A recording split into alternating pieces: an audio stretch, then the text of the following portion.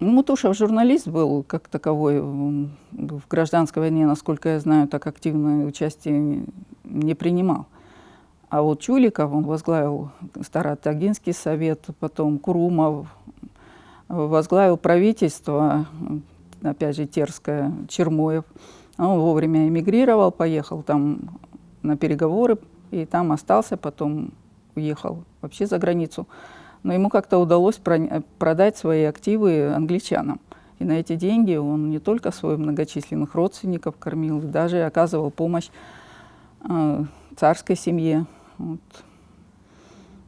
Так что вот водораздел этот прошел. Те же Мутушевы, те же первая плеяда интеллигентов из чеченских образованных людей, они были либералами, они верили в свободу, они ратовали за это. Но потом, когда столкнулись с действительностью, что там это кровавая бойня, братоубийственная война, они многие пересмотрели свои позиции, можно сказать. Кто сумел, эмигрировал, кто, как генерал Алиев, остался на родине и был расстрелян большевиками. Потом начались чистки, потом началась борьба и с теми же казаками. И не только белоказаки попали под вот этот каток репрессий, но и красные казаки, которые сражались за советскую власть. Их вообще считали как Вандеи, как по примеру французской революции, то есть контрреволюции.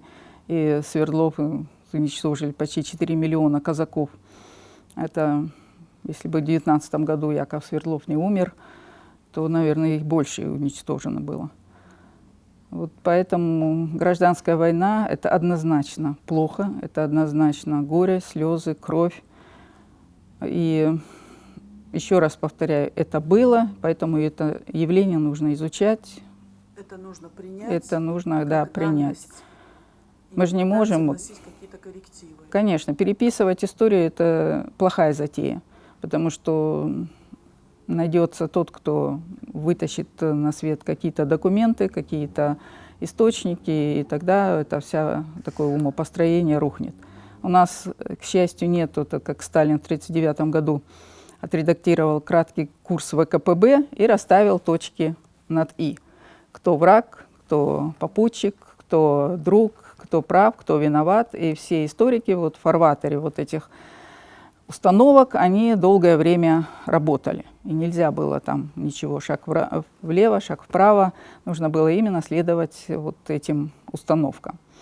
Сейчас многие архивы открыты, многие источники доступны, иностранные в том числе. Можно историку изучать много документов, мемуаров много.